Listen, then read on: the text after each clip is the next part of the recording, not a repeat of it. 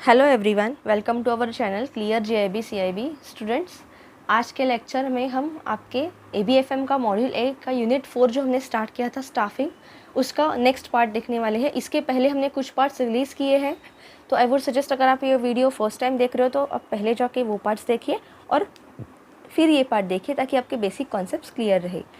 तो स्टार्ट करने से पहले स्टूडेंट्स देखते हैं कि लास्ट लेक्चर्स में हमने क्या क्या किया था। प्रीवियस लेक्चर में स्टूडेंट्स हमने परफॉर्मेंस अप्रेजल वाला टॉपिक स्टार्ट किया था। परफॉर्मेंस अप्रेजल होता क्या है कि ऑर्गेनाइजेशन में जो एम्प्लॉय काम करते हैं तो उनका परफॉर्मेंस का इवैल्यूएशन किया जाता है। ये हर एक ऑर्गेनाइजेशन में होता है एंड बेस्ड ऑन दैट कुछ स्कोर्स दिया जाता है, कुछ ग्रेड, कुछ रेटिंग दिया जाता है हर एक एम्प्लॉय को। और जो एम्प्लॉय अच्छे से काम करता है उसको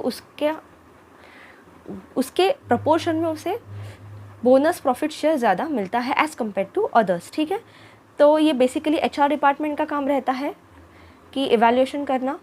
उसके बाद में हमने देखा था कि टाइप्स ऑफ परफॉर्मेंस अप्रेजल क्या होते हैं। ये बहुत इंपॉर्टेंट टॉपिक था स्टूडेंट्स, मैंने लास्ट लेक्चर में आपको बोला था क्योंकि यहाँ से क्वेश्चन आया था अभी जो आपका जून 2023 का एग्ज़ाम हुआ था सीआईबी का। तो 4 टाइप के परफॉर्मेंस अप्रेजल होते हैं। एक है सेल्फ इवैल्यूएशन, दूसरा पीयर असेसमेंट, तीसरा 360 डिग्री फीडबैक और चौथा था नेगोशिएटेड अप्रेजल। अगर आपको ये डिटेल में देखना है कि ये इसका हर एक का मीनिंग क्या होता है तो आप लास्ट लेक्चर देखिएगा ज़रूर। यहाँ से हम स्टार्ट करने वाले हैं परफॉर्मेंस अप्रेजल के ऑब्जेक्टिव्स क्या क्या होते हैं। It is common practice to refer primary purpose of employ performance appraisal as a result comparison of actual performance of employ to the standard performance. ये कॉमन प्रैक्टिस हुई है कि एम्प्लॉय का एक्चुअल परफॉर्मेंस क्या है और स्टैंडर्ड परफॉर्मेंस क्या होना चाहिए, इसका कंपैरिजन करना। ठीक है, nevertheless employ performance appraisal system accomplishes several additional significant goals, some of which are listed below for your perusal. मतलब परफॉर्मेंस अप्रेजल के ऑब्जेक्टिव्स क्या क्या होने चाहिए, क्यों ये हमने ऑर्गेनाइजेशन में इंट्रोड्यूस किया है। ठीक है, ये क्यों ऑर्गेनाइजेशन में इंट्रोड्यूस हुआ है, क्या सिग्निफिकेंट गोल्स हम अचीव कर पाते हैं, इससे देखते हैं। The performance appraisal system is responsible for maintaining records that are needed to be establish the employees compensation structure of their salary. तो एम्प्लॉय का परफॉर्मेंस जो है ना, उसके बेसिस के ये डिसाइड करना आसान हो जाता है कि उसे कितना कंपेंसेशन देना चाहिए, उसके सैलरी स्ट्रक्चर क्या होना चाहिए। It is quite helpful to discover strength and limitations of employees as this assists in assigning the appropriate individual to the appropriate positions. एक बार एम्प्लॉय की स्ट्रेंथ और वीकनेस हमें पता चले ना, मतलब जो भी ऑर्गेनाइजेशन है, मैनेजमेंट है, तो उसके हिसाब से उसे पर्टिकुलर डिपार्टमेंट में जो फील्ड में जैसे कि जो अगर कोई पर्सन है जो कि आईटी डिपार्टमेंट में उसका अच्छा होल्ड है, या कोई पर्सन है जिसका एडमिनिस्ट्रेटिव डिपार्टमेंट में अच्छा होल्ड है, अलग अलग डिपार्टमेंट्स हो सकते हैं उसके हिसाब से, तो उस हिसाब से उसे वो डिपार्टमेंट में हम अपॉइंट करने में कर सकते हैं और इसमें हेल्प हो जाएगी। It gives one access to potential that already exist inside them for the future expansion and development. तो कोई भी एम्प्लॉय का फ्यूचर में कैसे उसे कौन से डिपार्टमेंट में रखना ज़रूरी है और ऑर्गेनाइजेशन के ग्रोथ के लिए इम्पॉर्टेंट है, उसके एज वेल एज उससे वो एम्प्लॉय का कैसे डेवलपमेंट होगा, इन सभी चीज़ों के लिए ये इम्पॉर्टेंट रोल प्ले करता है। It provides the essential feedback regarding the performance of employ as well as the genuine contribution to the development of the organisation. तो ये जो परफॉर्मेंस इवैल्यूएशन होता है और उसके हिसाब से परफॉर्मेंस अप्रेजल दिया जाता है, ये एक बहुत बड़ा काम करता है। एम्प्लॉय को फीडबैक मिलता है कि वो कैसा काम कर रहा है, एज वेल एज ऑर्गेनाइजेशन को भी एक तरीके का फीडबैक मिलता है, पता चलता है कि सभी एम्प्लॉयज़ के कंपैरिजन में ये पर्टिकुलर एम्प्लॉय कैसे काम कर रहा है। ठीक है, तो उसके हिसाब से ऑर्गेनाइजेशन के डेवलपमेंट में वो एम्प्लॉय का क्या कंट्रीब्यूशन है, तो उसके हिसाब से जो परफॉर्मेंस अप्रेजल में जो फाइनेंशियल इंसेंटिव दिया जाता है ना, फाइनेंशियल बोनस या प्रॉफिट शेयर का, तो वो पर्सन को ज़्यादा मिलेगा जिसका परफॉर्मेंस अच्छा है। ठीक है, नेक्स्ट ऑब्जेक्टिव देखते हैं परफॉर्मेंस अप्रेजल का। It provides HR department with the direction regarding training requirements of the staff members. तो ये एचआर डिपार्टमेंट को बेसिकली हेल्प करता है कि स्टाफ मेंबर को कैसे टाइप की ट्रेनिंग देना ज़रूरी है, मतलब जो फील्ड में वो वीक है वो फील्ड की उनको ट्रेनिंग देना ज़रूरी है। अदर दैन दैट अगर कोई पर्सन ऑलरेडी एक्सपर्ट है तो उसको ट्रेनिंग की ज़रूरत नहीं है। It shapes the employees approach to their work and instils a sense of responsibility for their work. तो ये जो परफॉर्मेंस इवैल्यूएशन होता है ना, ये एम्प्लॉयज़ में एक तरीके की ऐसी फीलिंग क्रिएट करता है कि उसकी रिस्पॉन्सिबिलिटी क्या है एम्प्लॉय की।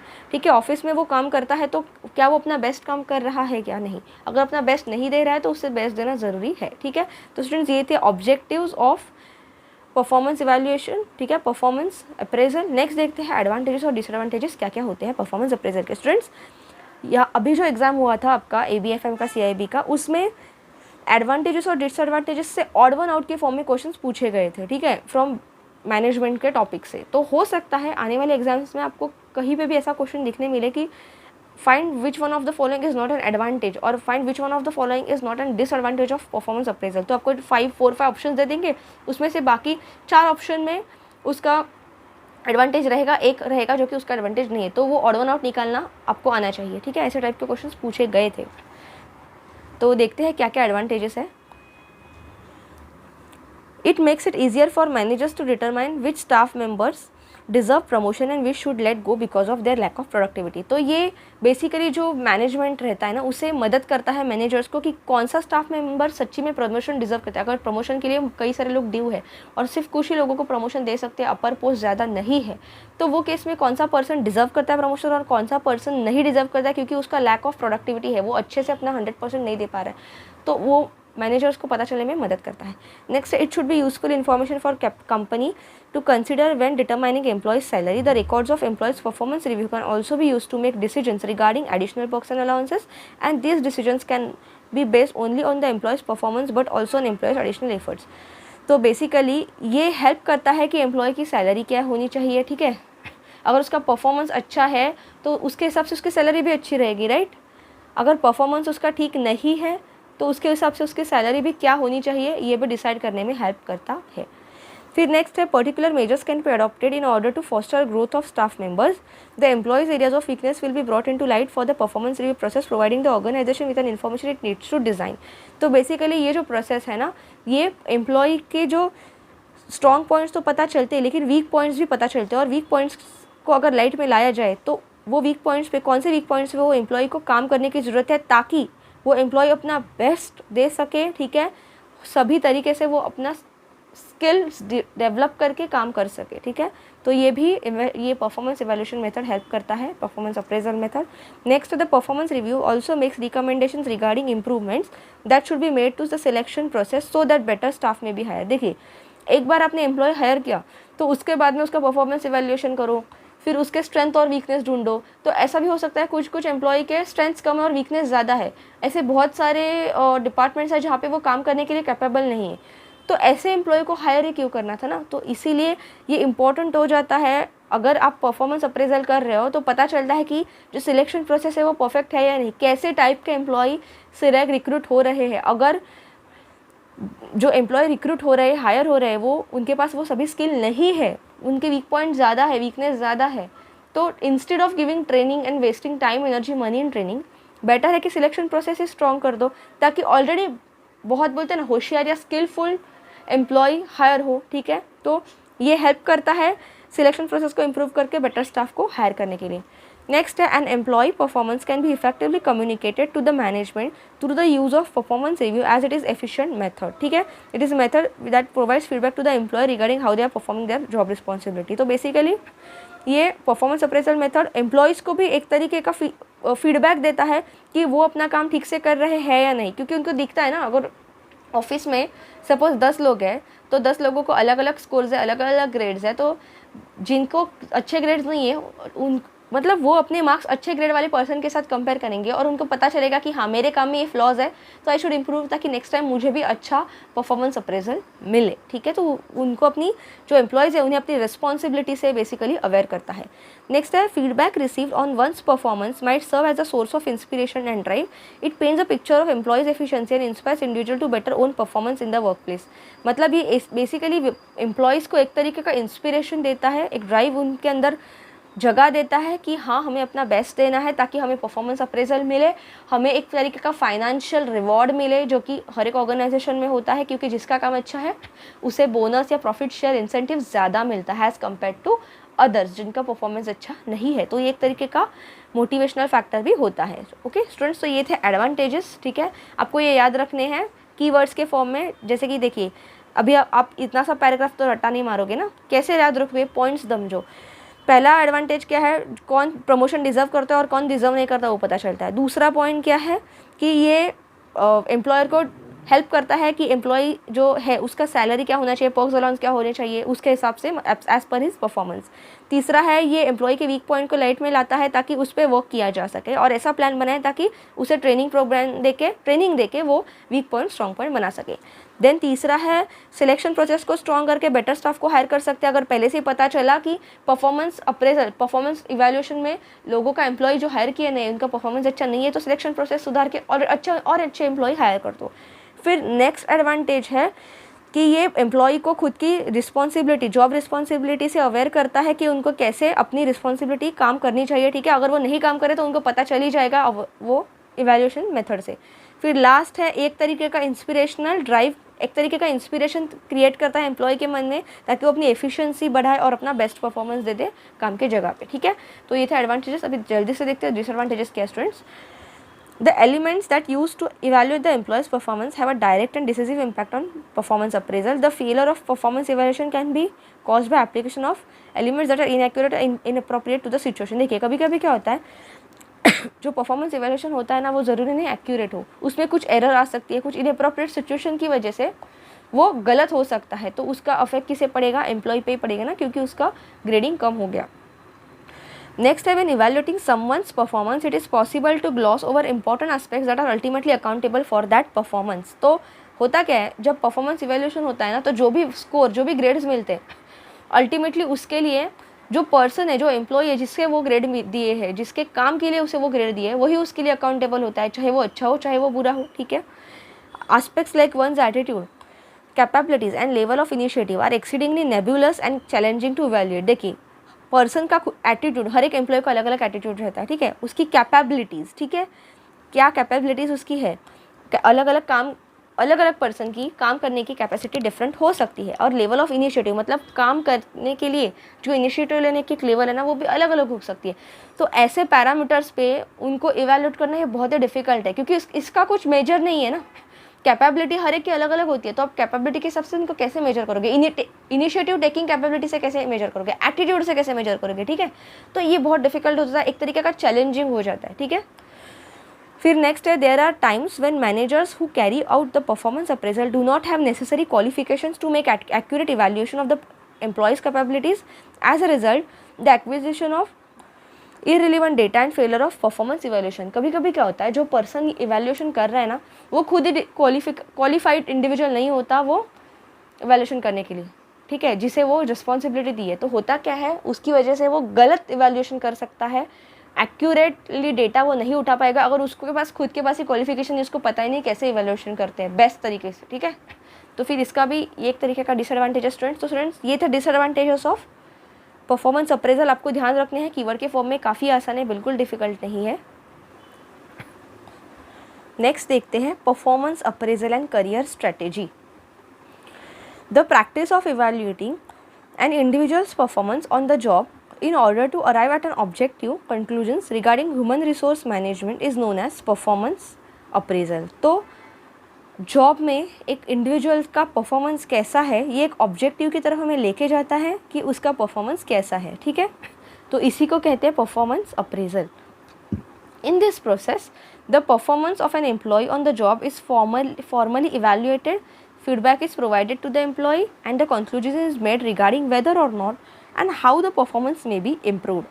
The process of evaluating someone's performance might take place in either formal or informal setting, ठीक है। तो जो परफॉर्मेंस इवैल्यूएशन की प्रोसेस है ना उसमें एक फॉर्मली जॉब में जो एम्प्लॉय है उसका परफॉर्मेंस मेजर किया जाता है और उसके अकॉर्डिंगली एम्प्लॉय को फीडबैक दिया जाता है, उसके अकॉर्डिंगली उसे स्कोर दिया जाता है, उसे ग्रेड्स दिए जाते हैं कि ऐसा ऐसा आपका परफॉर्मेंस है और आपको इम्प्रूवमेंट की ज़रूरत है कहाँ पे और कहाँ पे ज़रूरत नहीं है, ठीक है। तो आप फॉर्मली इनफॉर्मली कैसे भी वो परफॉर्मेंस का इवैल्यूएशन कर सकते हो, ठीक है। अभी देखते हैं कि ये बेसिकली रिस्पॉन्सिबिलिटी कैसी और किसे ये प्रॉपरली परफॉर्मेंस अप्रेजल करना चाहिए।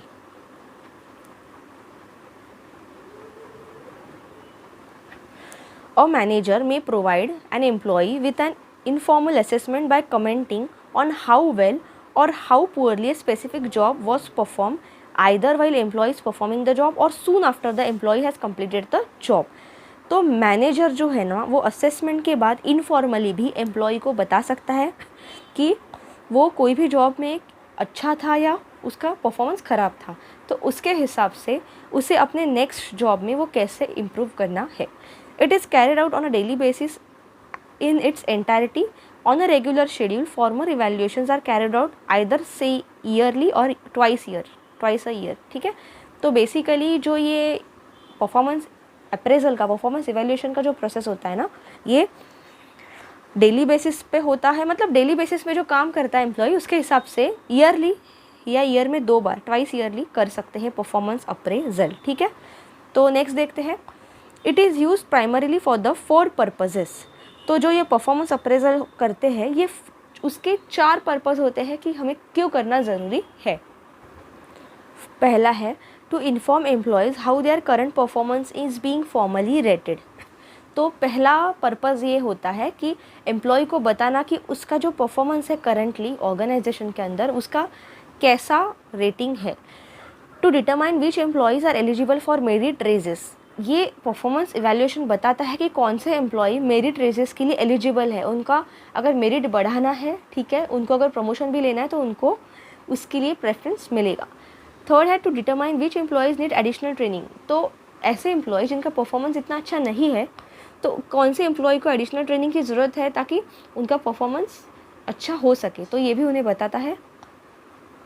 चौथा है to determine which employee should be considered for promotion. वही मैंने अभी बोला कि अगर जिनका परफॉर्मेंस अच्छा है तो उन्हें पता चलेगा कि मेरा अच्छा है तो मैं प्रमोशन के लिए एलिजिबल हूँ, या मैं प्रमोशन अगर लेता हूँ या लेती हूँ तो उसके वहाँ पे मुझे इसका बेनिफिट होगा, मेरे अच्छे स्कोर्स का, अच्छे रेटिंग का। तो ये है मेन 4 पर्पस स्टूडेंट्स। नेक्स्ट देखते हैं, formal appraisal can be done using one of the 4 primary methods, ठीक है। तो जो फॉर्मल अप्रेजल होता है ना, फॉर्मल अप्रेजल मतलब क्या, फॉर्मली होता है, इनफॉर्मल तरीके से नहीं होता, ऑफिशियल मेथड से होता है। तो उसके 4 क्या प्राइमरी मेथड्स हो सकते हैं, देखिए। पहला है the evaluation of subordinates by superior. तो जो सुपीरियर है, जिनके अंडर वो काम करे, वही उनका इवैल्यूएशन करे। दूसरा है evaluation of subordinate bye group of supervisors. तो जो ऊपर जो भी सबऑर्डिनेट काम करे, उसके ऊपर जितने भी बॉस है, तो उन सभी को मिलके उसका इवैल्यूएशन करना। तीसरा है the evaluation of a colleague by group of peers. तो एक ऑफिस में सिमिलर लेवल पे जॉब करने वाले, ठीक है, सेम लेवल पे, वो अपने कलीग का, सब जन मिलके ग्रुप में उसका इवैल्यूएशन करे काम का। चौथा है the evaluation of bosses by subordinates. तो जो बॉस है उसी, देखो ज़रूरी नहीं कि जो सबऑर्डिनेट है, जो क्लरिकल लेवल है, जो नीचे काम करने वाले एम्प्लॉय है, सिर्फ उनका इवैल्यूएशन हो। जो हायर डेजिग्नेशन पे है ना, बॉस लेवल पे है, उनका भी तो ज़रूरी है ना इवैल्यूएशन करना। उनको कौन रेटिंग देगा, तो हो सकता है उनका इवैल्यूएशन भी नीचे काम करने वाले सबऑर्डिनेट्स करे। तो ये है 4 types of formal appraisal, 4 primary methods important है एग्जाम पर्सपेक्टिव से, ठीक है। पहला तो है इवैल्यूएशन बाय सुपीरियर, एक सुपीरियर इवैल्यूएट करेगा। दूसरा है ग्रुप ऑफ सुपीरियर इवैल्यूएट करेंगे सबऑर्डिनेट को। तीसरा है कलीग को ही इवैल्यूएशन उनका होगा बाय पीयर्स, मतलब उसके साथ काम करने वाले सिमिलर पोस्ट के लोग। और चौथा है बॉस का इवैल्यूएशन करना, उनके नीचे काम करने वाले सबऑर्डिनेट, ठीक है। नेक्स्ट देखते हैं, all feedback control methods are embodied in an evaluation of employees' performance appraisal system. Information regarding employees, their performance on the job and the outcomes of the task can be obtained by managers through the use of this system. The quality of control measures that are utilized, such as defining standards, gathering information, taking remedial action, is directly related to the efficiency of the evaluation of the performance, ठीक है। तो basically जो feedback control mechanism है ना, employ के performance appraisal के बाद, वो एक इम्पॉर्टेंट काम करता है, ठीक है। इससे एम्प्लॉय को पता चलता है कि उसका परफॉर्मेंस कैसा है, उसे कैसे कैसे टाइप के टास्क करने चाहिए, और मैनेजर ने जो उसको टास्क दिए हैं वो उसे किस वे में करने चाहिए, कौन सा उसका स्ट्रॉन्ग पॉइंट है, कौन सा उसका वीक पॉइंट है, ये सब पता चलता है। Then quality of control measures that are utilize, ठीक है, as defining as standards, gathering information, taking. तो जो परफॉर्मेंस इवैल्यूएशन हो गया, तो उसके बाद में क्या क्वालिटी मेजर्स, क्या उसके ऊपर एक्शन लेना ज़रूरी है ताकि अगर कोई भी एरिया में वीक है तो उसमें इम्प्रूवमेंट ला सके। Because performance is measured across multiple dimensions, the methods used to evaluate it must take into account the many facets of the given work. The evaluation of performance can either focus on behavior of employee or the results of their work. Graphic rating scales and behaviorally anchored rating scales are 2 major evaluation methods. that fall under the genre of behavior oriented assessment methods, ठीक है। तो basically employ का performance कैसा है, ठीक है, उसके हिसाब से उसे वो रिजल्ट मिलेगा, ठीक है, उसका वर्क के हिसाब से। और there are 2 types of evaluation methods यहाँ पे दिए हैं। पहला है ग्राफिक रेटिंग स्केल मेथड और दूसरा है behaviourally anchored rating scales are the 2 major evaluation methods that fall under the genre of behaviour oriented assessment method. तो बिहेवियर ओरिएंटल असेसमेंट मेथड्स के 2 टाइप्स है, ग्राफिक रेटिंग स्केल और दूसरा है behaviourally anchored rating scale. देखते हैं वो आगे क्या है। नेक्स्ट है both managers performance in achieving goals and plans as well as its his performance in his role as a manager should be evaluated as a part of performance review। तो manager का performance हो चाहे उसके employ का performance हो, वो evaluate होना ज़रूरी है। और मैनेजर के क्या क्या प्लान हैं और क्या क्या उसने गोल सेट किए हैं ताकि वो अपने एम्प्लॉय को उसके हिसाब से काम करने के लिए मोटिवेट कर सके और उनका परफॉर्मेंस रिव्यू ले सके, ये भी देखना ज़रूरी है। The evaluation of managers effectiveness as a manager ought to be an additional component of the system that compares performance to the objectively measurable goals। तो मैनेजर ही ऐसा एक पर्सन होता है जो कि एम्प्लॉयज़ का, जो सबॉर्डिनेट्स है उसके नीचे काम करने वाले, उसका परफॉर्मेंस वो मेजर करता है। जो भी उसने गोल सेट किए हैं वो अचीव करने के लिए उससे वो कंपेयर करता है कि वो परफॉर्मेंस उसके हिसाब से ठीक है, परफेक्ट है, या और उनको बेस्ट परफॉर्म करने की ज़रूरत है ताकि जो गोल सेट की है वो अचीव किए जा सके। When evaluating person's performance, it is necessary to take into account both their strong points and problematic areas. The process of identifying one's interests and skills serves as a basis for developing a professional strategy। तो जो person का performance है ना, चाहे उसके strong points हो या चाहे उसके वीक पॉइंट्स हो, उसके हिसाब से उसे कैसे टाइप ऑफ काम देने हैं और कैसी प्रोफेशनल स्ट्रेटेजी बनानी है ताकि गोल अचीव हो सके, और जो एम्प्लॉय के जो इंटरेस्ट है, उसके स्ट्रॉन्ग पॉइंट्स है, उसके स्किल्स है, उसके हिसाब से उसको बेस्ट काम दे सके ताकि वो उसे अच्छे से काम करके ऑर्गेनाइजेशन का प्रॉफिट करा के दे सके। There are few steps involve in developing a plan for one's professional life.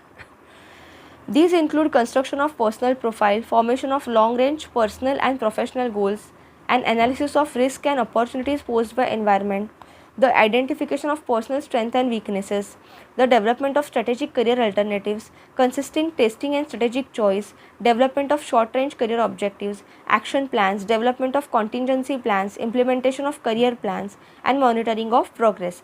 तो ये अलग अलग टाइप के डेवलपिंग प्लान हो सकते हैं हर एक पर्सन का प्रोफेशनल लाइफ को लेके, ठीक है। चाहे उसकी पर्सनल प्रोफाइल का कंस्ट्रक्शन करना, चाहे उसका पर्सनल लॉन्ग रेंज हो या प्रोफेशनल गोल्स एम्प्लॉय खुद के तय कर सकता है कि उसके हिसाब से वो काम करना। फिर जो एनवायरनमेंट में अभी वो काम कर रहे हैं वहाँ पे क्या अपॉर्चुनिटीज़ है, क्या रिस्क है, मतलब ये एक्सटर्नल फैक्टर्स हमने चैप्टर 1 में देखे थे ना, रिस्क और अपॉर्चुनिटी, क्या एक्सटर्नल फैक्टर्स पोज हो सकते हैं वो एनवायरनमेंट में काम करने के लिए। तो वो एनवायरनमेंट से डील करने के लिए उसके क्या पर्सनल स्ट्रेंथ और वीकनेस है वो भी देखना ज़रूरी है।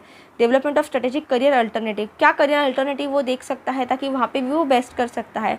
Consistency testing and strategic choice, development of short range career objective, action plan की मतलब वो खुद के अपने गोल सेट करके अपना परफॉर्मेंस को इम्प्रूव कर सकता है और मॉनिटर कर सकता है खुद की प्रोग्रेस, अपना करियर प्लान बना सकता है। तो ये क्या होगा, एक खुद प्रोफेशनल पर्सनल अपना एक अपने करियर का प्लान बना के उसमें डेवलपमेंट कर सकता है, ठीक है।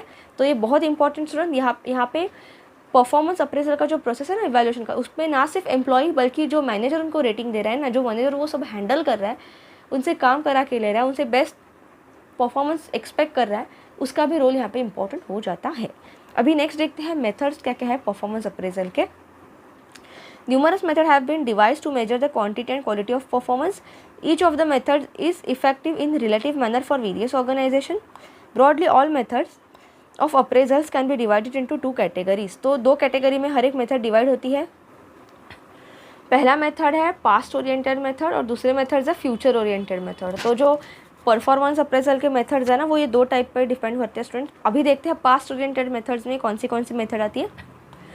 टोटल 7 मेथड्स आती है पास्ट ओरिएंटेड मेथड्स के अंदर। पहला है rating scales.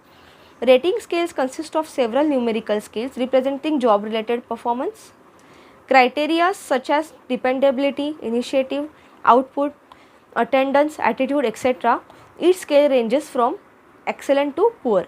The total numerical scores are computed and final conclusions are derived. Advantages: adaptability, easy to use, low cost, every type of job can be evaluated, large number of employees covered, no formal training required, disadvantages raters biases. तो इसका मतलब ये है कि person जो काम कर रहा है ऑफिस में उसके हिसाब से उसको न्यूमेरिकल स्केल्स में अलग अलग फील्ड में रेटिंग देके, चाहे उसकी डिपेंडेबिलिटी हो फॉर डूइंग दैट वर्क, उसका काम करने का इनिशिएटिव हो, what output he is giving, attendance, ठीक है, उसका अटेंडेंस क्या है, उसका एटीट्यूड क्या है towards the work, towards the employees, towards the office, ठीक है, ये सभी स्केल्स पे उसको मार्क्स देना, ठीक है, चाहे वो एक्सेलेंट क्राइटेरिया से पुअर क्राइटेरिया, तो कोई भी रेंज में उसे आप मार्क्स दे सकते हो। और ये न्यूमेरिकल स्कोर्स को कंप्यूट करके एक फाइनल कंक्लूजन दिया जाता है। तो ऐसे टाइप के ओरिएंटेशन मेथड को कहते हैं स्टूडेंट रेटिंग स्केल्स वाला ओरिएंटेड मेथड। ये पास्ट ओरिएंटेड मेथड्स पे आता है, ठीक है, मतलब ये प्रीवियस है, मतलब ये हो चुका है और उसके बेसिस पे इसे रेटिंग दिया जा रहा है, ठीक है। इसका एडवांटेज ये है कि एम्प्लॉय इसे अडॉप्ट कर सकता है, ये इजी टू यूज़ है, लो कॉस्ट है, इसके लिए ज़्यादा कॉस्ट की ज़रूरत नहीं पड़ती। Every type of job can be evaluated, कोई भी टाइप का जॉब इवैल्यूएट किया जा सकता है, लार्ज नंबर ऑफ एम्प्लॉय इसके अंडर कवर होते हैं और फॉर्मल ट्रेनिंग की ज़रूरत नहीं होती। और डिसएडवांटेज क्या होता है, रेटर्स बायसेस। रेटर मतलब क्या कि जो पर्सन रेटिंग दे रहे हैं उसे रेटर बोलते हैं। तो यहाँ पे वो बायस्ड हो सकता है, अगर उसने क्या बोल सकते हैं, मतलब जिस तरीके से अनबायस्ड वे में उसे डिसीजन देना ज़रूरी है उसने नहीं दिया, किसी एक पर्सन को उसका ज़्यादा फेवर देना, तो इसे कहते हैं रेटर्स बायस, ठीक है। नेक्स्ट है past oriented method trait analysis, ठीक है। Under this method checklist of statements of traits of employees in the form of yes or no based questions is prepared. Here the rater only does the reporting and checking and the HR department does the actual evaluation. तो ये method में क्या होता है, जो रेटर्स रहते हैं ना, सिर्फ वो येस और नो बेस्ड क्वेश्चंस के फॉर्म में एम्प्लॉयज़ से उसका रिव्यू लेते हैं, ठीक है। मतलब जो भी परफॉर्मेंस बेस्ड उनसे क्वेश्चंस रहेंगे और उसके हिसाब से जो भी रिपोर्ट है जो कि चेकलिस्ट के टाइम पे येस या नो ऐसे टाइप से वो एचआर डिपार्टमेंट को सबमिट करता है और एचआर डिपार्टमेंट उसके हिसाब से इवैल्यूएशन करता है, ठीक है। इसे कहते हैं ट्रेट एनालिसिस मेथड।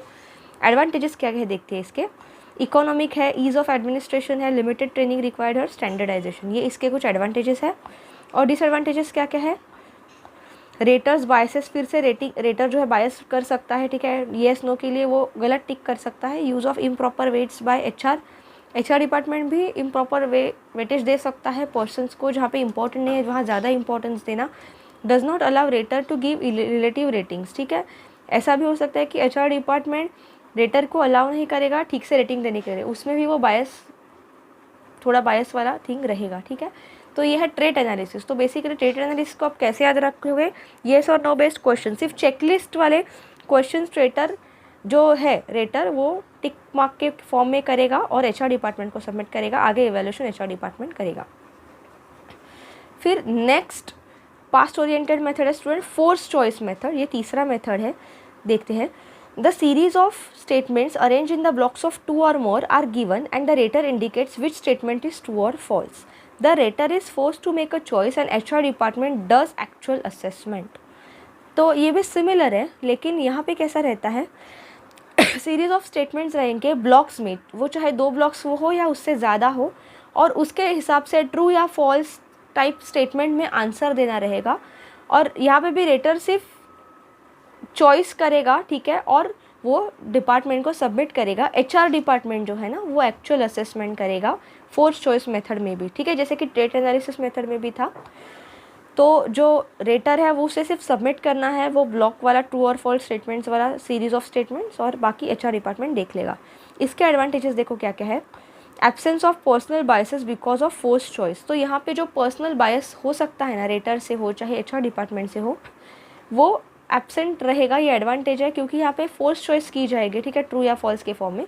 दूसरा है डिसएडवांटेज। डिसएडवांटेज क्या, स्टेटमेंट्स में भी रॉन्गली फ्रेम्ड हो सकता है, यहाँ पे जो स्टेटमेंट्स का आपको आंसर देना हो ट्रू या फॉल्स के केस में इवैल्यूएशन के लिए, वो गलत तरीके से फ्रेम किए गए हो, ठीक है।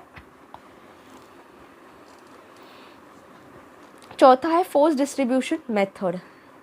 Here employees are clustered around a high point on rating scale, rater is compelled to distribute the employees on all points on the scale and is assumed that their performance is conform to normal distribution.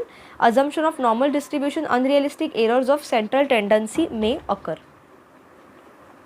मतलब क्या है, यहाँ पे employees को एक तरीके से cluster किया जाता है रेटिंग स्केल पे कि उनको हाई पॉइंट दे सके, ठीक है, और जो रेटर है उसे कंपेल किया जाता है कि एम्प्लॉयज़ को वो अलग अलग पॉइंट्स ऑफ स्केल्स है वो डिस्ट्रीब्यूट करना है ताकि एक पर्टिकुलर डिसीजन पे एक नॉर्मल डिस्ट्रीब्यूशन उनका हो सके और पर्टिकुलर डिसीजन पे वो आ सकता है, ठीक है। लेकिन यहाँ पे होता क्या है, एरर के चांसेस ज़्यादा हो सकते हैं क्योंकि यहाँ पे फोर्स डिस्ट्रीब्यूशन होता है ना, जो एक्चुअल में ज़रूरी है वो नहीं होता, फोर्स डिस्ट्रीब्यूशन होता है। तो इसकी वजह से यहाँ पे हो सकता है कि एम्प्लॉयज़ जो है वहाँ पे जो एरर का चांस ज़्यादा है किसी फोर्स डिस्ट्रीब्यूशन मेथड में। नेक्स्ट है क्रिटिकल इंसिडेंट्स मेथड।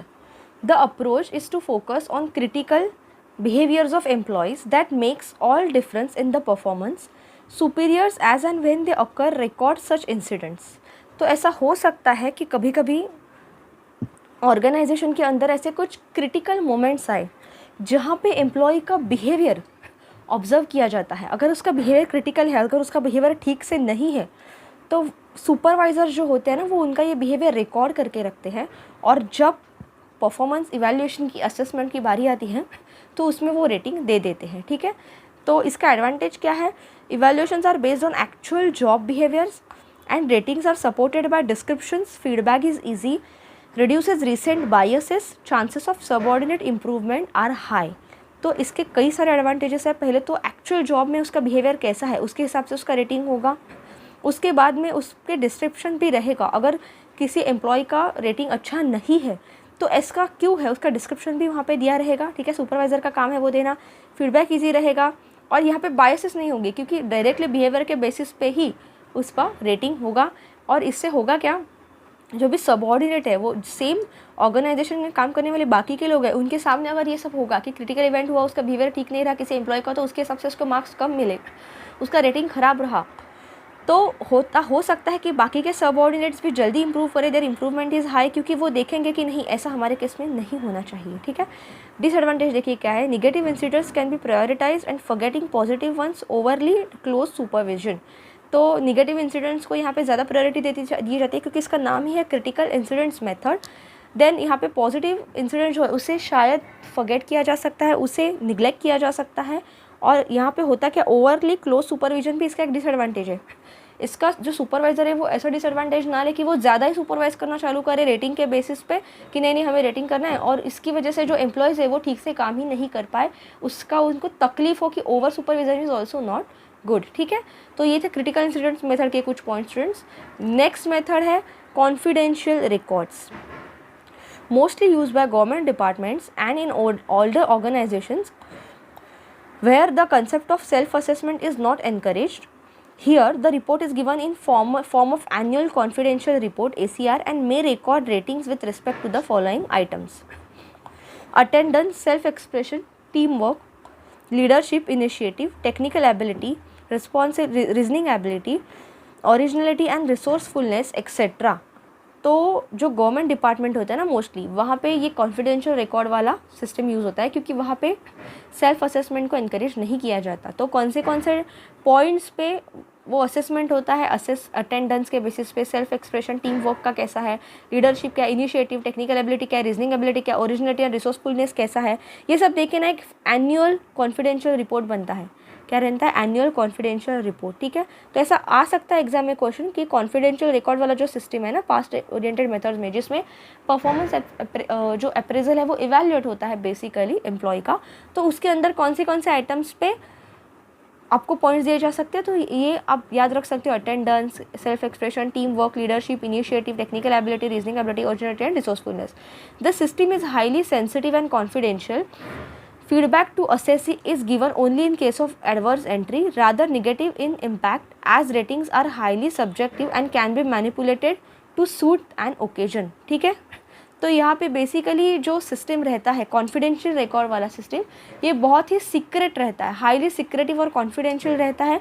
और यहाँ पे जो एम्प्लॉय है उसका फीडबैक को ज़्यादा इम्पोर्टेंस नहीं दिया जाता, बस वो जो एम्प्लॉय है जिसका ये इवैल्यूएशन चल रहा है उसको क्लोज ऑब्जर्वेशन करके उसका जो अलग अलग पॉइंट्स अभी ऊपर बताए ना उसके बेसिस पे उसको रेटिंग दिया जाता है, और ये जो रिकॉर्ड है वो सीक्रेटली रखा जाता है, ठीक है, क्योंकि अगर ये ओपन किया तो उसका नेगेटिव इम्पैक्ट भी हो सकता है। It rather negative impact is rating in highly subjective, ठीक है। नेक्स्ट मेथड है students pen portrait method. The assessor pictures in writing about the assessee regarding his qualities and performance as well as his potential. Armies use this method in evaluating cadets. तो देखिए pen portrait method में basically क्या है, जो assessor है वो एक pictorial form में जो एम्प्लॉयज़ है, जो असेसिस है, उनकी क्वालिटीज़, उनका परफॉर्मेंस, उनका पोटेंशियल दिखाते हैं। बेसिकली ये पेन पोर्ट्रेट मेथड जो है वो आर्मीज़ में यूज किया जाता है जो उनको उनके कैडेट्स को इवेल्युएट करना हो, ठीक है। तो ये थे कुछ पास्ट ओरिएंटेड मेथड स्टूडेंट्स। अभी आगे देखते हैं फ्यूचर ओरिएंटेड मेथड्स क्या होते हैं। दो टाइप के मेथड्स थे ना अप्रेजल के, परफॉर्मेंस अप्रेजल के, पास्ट ओरिएंटेड और फ्यूचर ओरिएंटेड मेथड्स। देखो फ्यूचर ओरिएंटेड मेथड्स क्या है, मैनेजमेंट बाय ऑब्जेक्टिव्स, MBO। देखो फ्यूचर ओरिएंटेड मेथड ही बताता है कि फ्यूचर्स के रिगार्डिंग मेथड्स को ओरिएंट करके, मतलब फ्यूचर के रिगार्डिंग डेटा को आपको बेसिकली ओरिएंट करके आप इवैल्यूएशन करोगे। पहला है management bye objectives, a concept of popular till recently and introduced by management guru Peter Drucker, where performance is rated against the achievement of objectives stated by management। अगर आपको याद रहेगा हमने चैप्टर 1 में ये पढ़ा था, ठीक है, आई थिंक चैप्टर 1 में ही पढ़ा था। वहाँ पे जो मैनेजमेंट गुरु थे पीटर ड्रकर, उन्होंने ये MBO प्रोसेस दिया था ना, इसे हमने MBO प्रोसेस नाम से याद रखा था, ठीक है, management by objective process Peter Drucker ji ने दिया था, जहाँ पे एक्चुअली परफॉर्मेंस को रेट किस चीज़ पे किया जाता है कि ऑब्जेक्टिव्स को कैसे अचीव किया जा सकता है, ठीक है, बाय मैनेजमेंट, ठीक है। तो management process goes under, management process जो है वो कैसे चलता है वो देखते हैं। Establish goals and desired outcomes for each subordinate in conference between management and concern subordinate. तो बेसिकली एक कॉन्फ्रेंस बनाई की जाती है जहाँ पे मैनेजमेंट और कंसर्न सबऑर्डिनेट को एक साथ बिठा के जो कंपनी के गोल्स है, क्या क्या आउटकम्स अचीव करने हैं, जहाँ पे उनको हर एक सबऑर्डिनेट ने अपना बेस्ट देना है, वो डिस्कशन किया जाता है। फिर नेक्स्ट है सेट परफॉर्मेंस स्टैंडर्ड, उसके बाद में परफॉर्मेंस स्टैंडर्ड सेट किए जाते हैं कि कैसा परफॉर्मेंस देना है। फिर नेक्स्ट है assess performance achieved against goals set for employee through frequent performance review and meetings between manager and subordinate, ठीक है। तो बेसिकली परफॉर्मेंस स्टैंडर्ड सेट करने के बाद जो भी हर एक एम्प्लॉय के अगेंस्ट उसने गोल जो सेट किया है मैनेजमेंट ने, वो परफॉर्मेंस को असेस करना है, अलग अलग मीटिंग्स कंडक्ट करके रिव्यू लेके, चाहे वो मैनेजर का हो चाहे वो सबऑर्डिनेट का हो। फिर नेक्स्ट है identify reasons for shortfall and give feedback for improvement. एक बार वो असेसमेंट का मीटिंग हो गया जिसमें पता चला कि परफॉर्मेंस रिव्यू कैसा है, अच्छा है परफॉर्मेंस या ख़राब है, तो उसके बाद में आपको रीज़न फाइंड आउट करना है कि शॉर्टफॉल क्यों हो रहा है। अगर कोई फील्ड में ठीक से उनका परफॉर्मेंस नहीं आ रहा है तो क्या करें, फिर क्या फीडबैक चाहिए इम्प्रूवमेंट के लिए, उनसे बात कर सकते हैं, ठीक है, किससे, चाहे वो मैनेजर हो चाहे वो सबऑर्डिनेट हो, कि उनको मैनेजमेंट से क्या एक्सपेक्टेशंस है, ताकि कुछ अगर उनको फैसिलिटीज़ ठीक से नहीं प्रोवाइड हो रही है, कुछ प्रॉब्लम हो रहा है, तो वो केस में वो म्यूचुअल डिस्कशन से उनका परफॉर्मेंस इंप्रूव किया जा सकता है। फिर नेक्स्ट है establish new goals and new strategies for the coming year. अगले आने वाले ईयर के लिए न्यू गोल्स और स्ट्रेटेजीज आप एस्टैब्लिश कर सकते हो। तो ये आता है बेसिकली मैनेजमेंट बाय ऑब्जेक्टिव्स के प्रोसीजर के अंदर, ठीक है। तो बेसिकली आप एक साथ मिलके मैनेजर सबऑर्डिनेट्स मैनेजमेंट मिलके गोल सेट करो, फिर परफॉर्मेंस स्टैंडर्ड सेट करो, फिर इसको इवैल्यूएट करो, फिर शॉर्टफॉल रहेगा तो इंप्रूवमेंट के लिए देखो कैसे हो सकता है, और आने वाले ईयर के लिए गोल्स और स्ट्रेटेजी एस्टैब्लिश करो, ठीक है। नेक्स्ट आता है फ्यूचर ओरिएंटेड मेथड्स के under he assessment center approach method. Under this method, many evaluators join together to judge employee performance in several situations with the use of variety of criteria. तो ये method के अंदर अलग अलग कई evaluators एक साथ मिल के एम्प्लॉय का परफॉर्मेंस इवैल्यूएट करते हैं अलग अलग सिचुएशंस में अलग अलग क्राइटेरियाज के बेसिस पे। It is used mostly to help select employees for first level that is lowest level supervisory position. The assessments are made to determine employee potential for purpose of promotion, ठीक है। तो basically जो assessment होता है ना यहाँ पे employ का फर्स्ट लेवल से स्टार्ट होता है, ठीक है, सुपरवाइजरी पोजीशन मतलब लोएस्ट लेवल से हाईएस्ट लेवल तक हर एक एम्प्लॉय का यहाँ पे सुपरविजन करके असेसमेंट होता है। तो यहाँ पे पता चलता है कि प्रमोशन के लिए कौन सा एम्प्लॉय कैपेबल है। The assessment is generally done with help of couple of employees and involve a paper and pencil test, interviews and situational exercises. Some of the other features of systems are, देखो ये type के assessment के लिए ना अलग अलग employees को paper pencil test देनी हो सकती है, इंटरव्यूज़ देनी हो सकते हैं, कुछ सिचुएशनल एक्सरसाइज वहाँ पे कंडक्ट कर सकते हैं, जिनके बेसिस पे जो एम्प्लॉयज़ है, एम्प्लॉयज़ का जो असेसमेंट हो सके, उनका एवेल्यूएशन हो सके। ठीक है, तो यहाँ पे इंपॉर्टेंट याद रखने का इतना ही है असेसमेंट सेंटर अप्रोच मेथड में कि अलग अलग इवेल्यूएटर्स साथ में मिलके अलग अलग सिचुएशन में उसको रेटिंग देंगे, चाहे वो लो लेवल से हो या हाई लेवल तक हो। Some of the features of this system are the use of situational exercises such as in basket exercise, management games, role playing, critical events, leaderless group discussion. ठीक है, तो कुछ ऐसे सिचुएशनल एक्सरसाइज कर सकते हैं जहाँ पे एम्प्लॉयज़ क्या वर्क, उसके परफॉर्मेंस का उसका असेसमेंट हो सके, जैसे कि इन बास्केट एक्सरसाइज होगा, मैनेजमेंट गेम्स हो गए, कुछ रोल प्लेइंग एक्सरसाइज हुए, क्रिटिकल इंसिडेंट के, लीडरलेस ग्रुप डिस्कशंस हो सकते हैं। ठीक है, ऐसे कुछ एक्सरसाइज कंडक्ट कर सकते हो। Evaluators are drawn from experience manager with proven ability at different levels of management. ठीक है, तो अलग अलग लेवल्स ऑफ मैनेजमेंट पे उनको अपनी जो एक्सपीरियंस मैनेजर है उनको अपनी एबिलिटी प्रूव करनी पड़ेगी अगर मैनेजर्स का इवैल्यूएशन हो रहा है तो। नेक्स्ट है they evaluate all employees both individual and collectively and each candidate is given one of the 4 categories. ठीक है, तो अलग अलग एम्प्लॉयज़ को अलग अलग लेवल पे इवैल्यूएट करके कलेक्टिवली उनको 4 कैटेगरीज में डिवाइड किया जा सकता है, more than acceptable, less acceptable और अनएक्सेप्टेबल। ठीक है, 3 कैटेगरी दी है, चौथी दी नहीं है यहाँ पे। ठीक है, तो कौन से कैटेगरीज में उनको इवैल्यूएट किया जा सकता है एम्प्लॉय को? More than acceptable, less than acceptable and unacceptable. ठीक है, नेक्स्ट है and a summary report is prepared by members and a feedback on face-to-face basis is administered to all the candidates who ask for it. ठीक है, तो summary report एक बनाया जाता है और फीडबैक दिया जाता है फेस टू फेस बेसिस पे। ठीक है, जो भी एम्प्लॉय उसके लिए पूछते हैं। ठीक है, तो ये है कुछ features assessment centre approach method के। ठीक है, यहाँ से इतना इंपॉर्टेंट क्वेश्चन नहीं बन रहा है कुछ स्टूडेंट्स, सिर्फ इतना ध्यान रखो कि बहुत सारे एवेल्यूएटर्स मिलके ये एम्प्लॉय का परफॉर्मेंस इसमें असेस करते हैं। नेक्स्ट देखते हैं assessment centre approach procedure.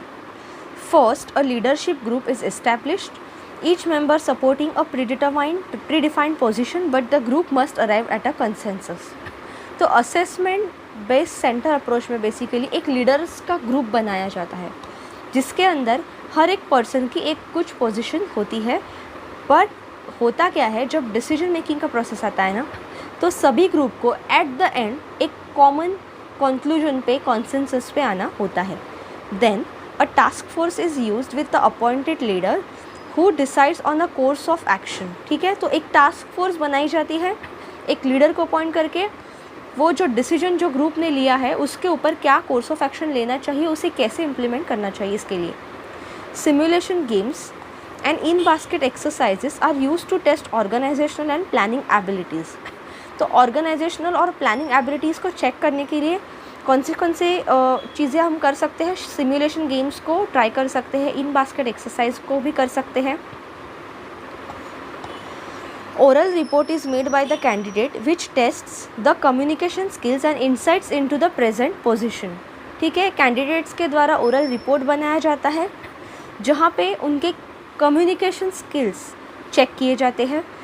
Personal interviews and projective tests are used to assess the work motivation, career orientation and dependence on others। ठीक है, तो उनके पर्सनल इंटरव्यूज़ कंडक्ट किए जाते हैं, टेस्ट्स लिए जाते हैं ताकि वो काम के रिगार्डिंग कितने मोटिवेटेड है, उनका करियर ओरिएंटेशन कैसा है, वो कोई भी काम करने के लिए बाकी एम्प्लॉयज़ पे, अदर्स पे कितना डिपेंडेंट है या वो खुद से कर सकते हैं।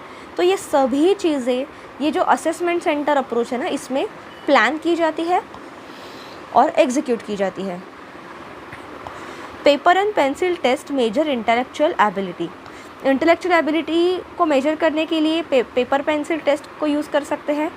To make assessment centre programme successful, it is necessary that heavy emphasis is placed on a clear statement of goals, the obtaining of top management commitment, job analysis, assessor training and program audit and evaluation। तो basically अगर आपको ये assessment centre approach वाला programme successful करना है ना, तो उसके लिए ज़रूरी क्या है कि हैवी एम्फेसिस होना चाहिए किस पे, स्टेटमेंट ऑफ गोल्स पे। जो स्टेटमेंट ऑफ गोल्स है वो क्लियर होने चाहिए, टॉप मैनेजमेंट की कमिटमेंट होनी चाहिए वो गोल्स अचीव खुद करने के लिए और अपने एम्प्लॉय से करवा के लेने के लिए। फिर जॉब एनालिसिस होना चाहिए कि जो एम्प्लॉयज़ काम करने वाले हैं या कर रहे हैं उनका जॉब का स्ट्रक्चर कैसा है, क्या टाइप का वो जॉब कर रहे हैं, उसका एनालिसिस डिटेल में होना चाहिए। एक्सेसर ट्रेनिंग होनी चाहिए, प्रोग्राम ऑडिट एंड इवैल्यूएशन, तो टाइम पे ट्रेनिंग होना ज़रूरी है, उनका ऑडिट होना ज़रूरी है कि जो भी उन्होंने काम किया है क्या वो सही तरीके से किया है या नहीं, या उसमें कुछ एरर्स है, यही तो चेक करने के लिए ऑडिट आता है ना ऑर्गेनाइजेशन में। तो ये सभी चीज़ें आती है students assessment centre approach procedure में, ठीक है। तो अगर आप देखोगे तो अभी तक हमने जितने भी मेथड्स देखे हैं ना, उन सभी में से ये one of the vast method है जिसके अंदर कई सारे टेक्निक्स कवर हुए हैं, कई सारे एस्पेक्ट्स को उन्होंने फोकस किया है, ठीक है। तो आपको यहाँ से एग्ज़ाम के लिए कीवर्ड इतना ही ध्यान रखना है students, assessment centre training approach procedure में लीडरशिप ग्रुप बनाते हैं जिनका अपना पोजीशन रहता है, लेकिन वो एक कॉमन कंक्लूजन पे आते हैं और अलग अलग गेम्स, अलग अलग टेक्निक्स यूज़ करके वो प्लानिंग एबिलिटीज़ चेक करते हैं, ऑर्गेनाइजेशनल एबिलिटीज़ चेक करते हैं, इंटेलेक्चुअल एबिलिटीज़ चेक करते हैं, ठीक है। जैसे कि सिमुलेशन गेम्स हुआ, इन बास्केट एक्सरसाइज हुआ, पेन पेपर पेंसिल एक टेस्ट हुई, ठीक है। तो इम्पॉर्टेंट क्या है कि सभी तरीके से उसका एनालिसिस होना। नेक्स्ट टॉपिक देखते हैं, बिहेवियरली एंकर्ड रेटिंग स्केल्स, इसका शॉर्ट फॉर्म है बार्स, ठीक है। देखते हैं ये क्या है।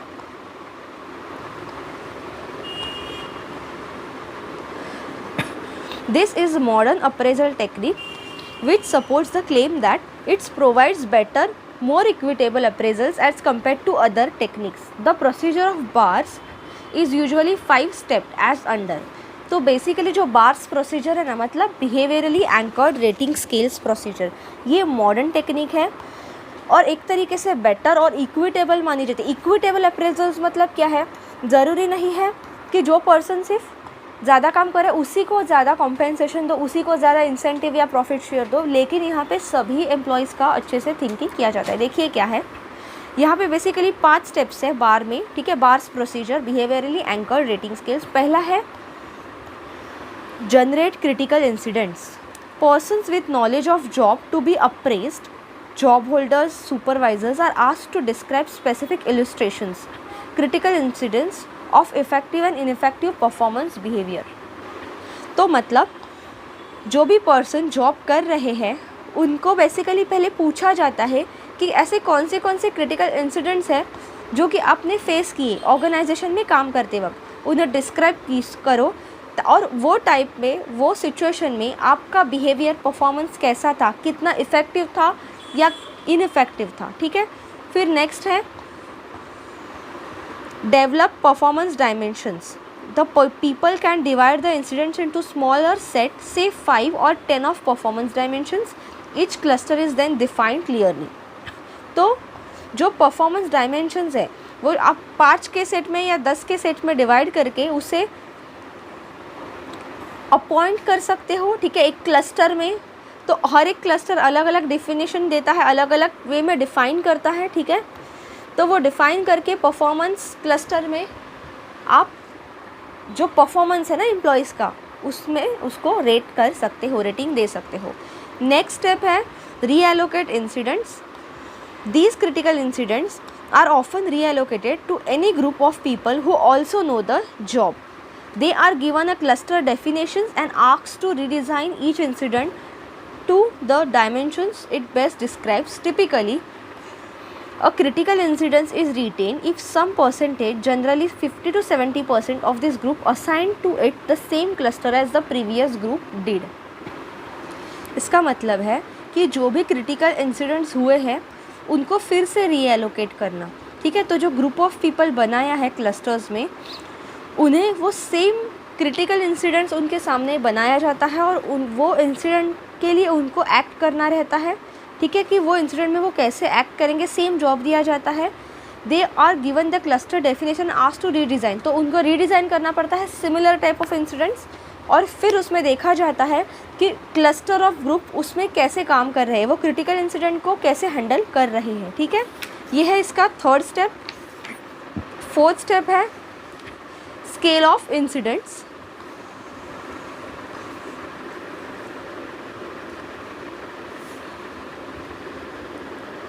This second group is generally asked to rate on given scale the behavioral described in incident as to how effectively or ineffectively it represent performs on the appropriate dimension। ठीक है, तो एक बार वो स्केल, वो इंसिडेंट डिज़ाइन किया, उसके बाद में वहाँ पे कैसे लोग परफॉर्म कर रहे हैं, कैसे वो सिचुएशन हैंडल कर रहे हैं, उसके हिसाब से उनको स्केल पे मार्क्स दिए जाते हैं।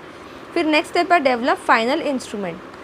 अ सबसेट ऑफ इंसिडेंट्स यूजुअली 6 और 7 पर cluster are used as a behaviour anchors for performance dimensions. ठीक है, तो ये सभी चीज़ों पे, मतलब पहले क्रिटिकल इंसिडेंट समझो, फिर इसको रीडिज़ाइन करके रीएलोकेट कर दो ग्रुप ऑफ पीपल पे, फिर वो सिचुएशन में कैसे एक्ट करते हैं उसके उस हिसाब से उनको मार्क्स दो, उनको इवैल्यूएट करो, वो इफ़ेक्टिवली वो सिचुएशन हैंडल कर रहे हैं या इनइफेक्टिवली कर रहे हैं, और फिर एक फाइनल इंस्ट्रूमेंट डेवलप करो। ठीक है, ताकि उसे को आप बोल सकते हो बिहेवियरल एंकर्स, मतलब कि अगर ऐसा सिचुएशन फ्यूचर में आता है तो किस टाइप से एम्प्लॉयज़ बिहेव कर रहे हैं और किस वे से उनको बेस्ट वे में बिहेव करना चाहिए, इफ़ेक्टिवली वो सिचुएशन हैंडल करना ज़रूरी है। इसी को कहते हैं डेवलप फाइनल इंस्ट्रूमेंट। ठीक है, the BARS technique has advantage like more accurate judgement, establish clear standards, provides good feedback to the people being appraised,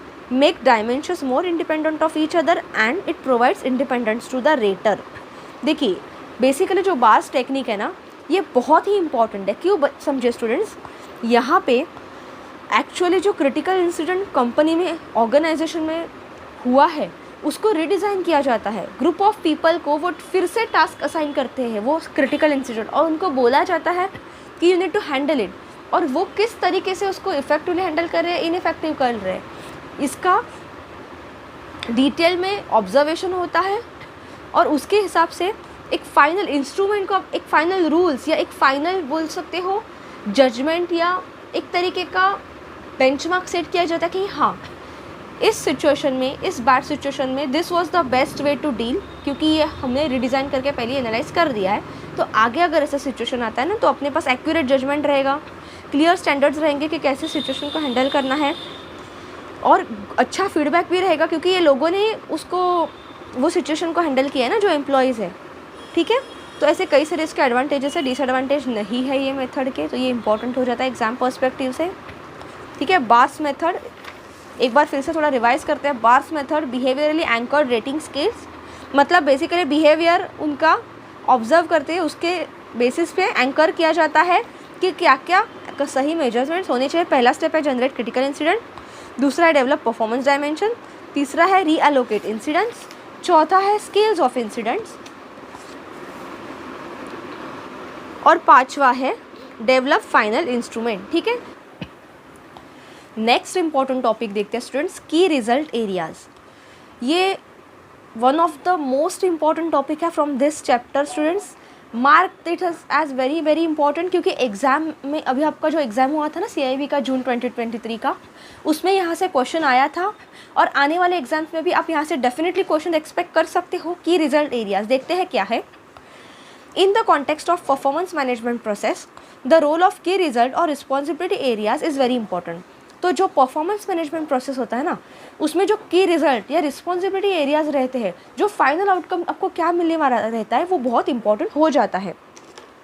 की result areas are set of which activities derived out of short term objective. तो short term objectives को set करके क्या क्या activities करनी चाहिए, इसका focus रहता है की रिजल्ट एरियाज के अंडर। मतलब आपको बेसिकली एक सेट ऑफ एक्टिविटीज़ बनानी है, ठीक है, जहाँ पे शॉर्ट टर्म ऑब्जेक्टिव्स रख के आपको काम करना है। ठीक है, KRAs refer to general areas of outcomes और outputs for which departmental role is responsible. तो यहाँ पे बेसिकली क्या आउटपुट आएंगे, क्या रिजल्ट्स मिलने वाले हैं, इसमें वो डिपार्टमेंट का रोल बहुत ही इंपॉर्टेंट हो जाता है।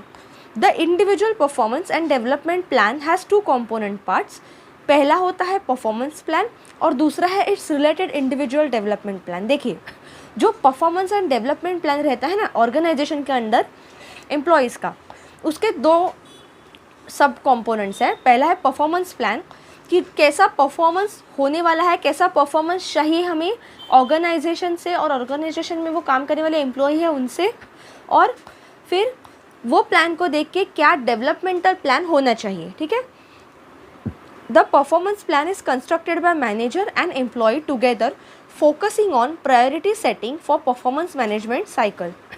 तो ये जो परफॉर्मेंस प्लान होता है ना, ये मैनेजर और एम्प्लॉय एक साथ मिलके कंस्ट्रक्ट करते हैं, और जो प्रायोरिटी सेक्टर, जो प्रायोरिटी फोकस एरियाज़ है ना, जहाँ पे फोकस करना बहुत ज़रूरी है फॉर परफॉर्मेंस मैनेजमेंट साइकिल, इसके लिए ज़्यादा उस पर फोकस करके प्लानिंग, टुगेदर प्लानिंग किया जाता है। ठीक है, मैनेजर और एम्प्लॉय। तो उसके टोटली 4 स्टेप्स है students, very very important from exam perspective. Definitely यहाँ से क्वेश्चन आएगा ऑड वन आउट के फॉर्म में। ठीक है, क्या क्या 4 स्टेप्स है? एग्रीइंग अपॉन की रिजल्ट एरियाज, दूसरा है एग्रीइंग अपॉन परफॉर्मेंस ऑब्जेक्टिव्स, तीसरा है एग्रीइंग अपॉन की performance indicators and associated performance targets, चौथा है एग्रीइंग अपॉन एक्शन प्लान्स। देखिए, पहले तो की रिजल्ट एरियाज़ को आइडेंटिफाई करना ज़रूरी है कि क्या क्या रिजल्ट एरियाज़ होने चाहिए, क्या रिजल्ट्स आने चाहिए जहाँ पे हमें फोकस करना चाहिए। दूसरा है परफॉर्मेंस ऑब्जेक्टिव। ऑब्जेक्टिव मतलब गोल्स, क्या परफॉर्मेंस के हमें गोल्स सेट करने हैं ऑर्गेनाइजेशन के अंदर, एम्प्लॉयज़ को क्या क्या गोल्स सेट करके, चाहे वो शॉर्ट टर्म गोल हो, लॉन्ग टर्म गोल हो, उसके ऊपर फोकस करना है। फिर नेक्स्ट है कौन से की परफॉर्मेंस इंडिकेटर्स है और एसोसिएटेड परफॉर्मेंस टारगेट है। मतलब अगर छोटा एक कोई शॉर्ट टर्म गोल सेट किया है तो वो अचीव करने के लिए क्या काम करना चाहिए, ठीक है, क्या एक्शन लेना चाहिए। और चौथा एग्रीड अपॉन एक्शन प्लान्स। ठीक है, तो एक्शन प्लान्स पे एग्री करना, ठीक है, तो उसके लिए क्या रेलिवेंट एक्शन प्लान ज़रूरी है, ताकि वो एक्शन लेके वो जो छोटा छोटा परफॉर्मेंस इंडिकेटर्स और गोल्स हमने परफॉर्मेंस टारगेट सेट किए, ताकि जो मेन की रिजल्ट एरिया है ना वो अचीव कर सके, वो उसका एक्शन प्लान बनाना। ठीक है, तो ये 4 स्टेप्स है इंपॉर्टेंट फ्रॉम एग्जाम पर्सपेक्टिव। यहाँ पे KRA वाला आपका टॉपिक कंप्लीट होता है स्टूडेंट, लेकिन बहुत इंपॉर्टेंट है, आपको ध्यान में रखना है। हो सकता है तो ये 4 जो स्टेप्स है ये रट्टा मार लो। ठीक है, KRA is referred to the general areas of outcomes or outputs for which sector or departmental is responsible। तो बेसिकली KRA के एरिया के अंदर जितने भी आउटकम या आउटपुट्स आते हैं ना, उसके लिए वो डिपार्टमेंट या वो सेक्टर ही रिस्पॉन्सिबल होता है। ठीक है, मतलब अगर सपोज कोई डिपार्टमेंट है, जैसे कि सपोज लोन्स का डिपार्टमेंट है कोई एक एरिया का, तो वो एरिया के लोग अगर ठीक से परफॉर्म नहीं कर रहे, उनका आउटपुट, उनका रिजल्ट क्या आ रहा है, तो उसके लिए रिस्पॉन्सिबल क्या रहेगा, उसका डिपार्टमेंट। क्यों? क्योंकि उन्होंने उनको ठीक से मैनेज नहीं किया। ओके, तो स्टूडेंट्स आज का लेक्चर हम यहीं पे एंड करते हैं। बाकी आगे आने वाले जो टॉपिक्स है HRD ह्यूमन रिसोर्स डेवलपमेंट, जो भी काफ़ी इंपॉर्टेंट है फ्रॉम एग्जाम पर्सपेक्टिव, जहाँ से बहुत सारे क्वेश्चन आए थे एग्जाम में, वो हम नेक्स्ट लेक्चर में देखेंगे। नेक्स्ट लेक्चर में आपका ये टॉपिक कंप्लीट हो जाएगा, उसके बाद में हम जल्दी से मॉड्यूल 1 कंप्लीट करेंगे ताकि आगे के मॉड्यूल्स पे हम बढ़ सके। So thank you for watching our video. अगर आपको कुछ भी डाउट रहेगा आप कमेंट सेक्शन में पूछ सकते हो। हमारे BFM की भी सीरीज स्टार्ट हो चुकी है न्यू सिलेबस की, तो आप वो वीडियोस भी ज़रूर देखिएगा और अपने मैक्सिमम दोस्तों के साथ ये चैनल शेयर कीजिएगा ताकि सभी की हेल्प हो। और अगर सब्सक्राइब कीजिएगा, आपने सब्सक्राइब नहीं किया तो, और बेल आइकन को प्रेस करना ना भूलिएगा।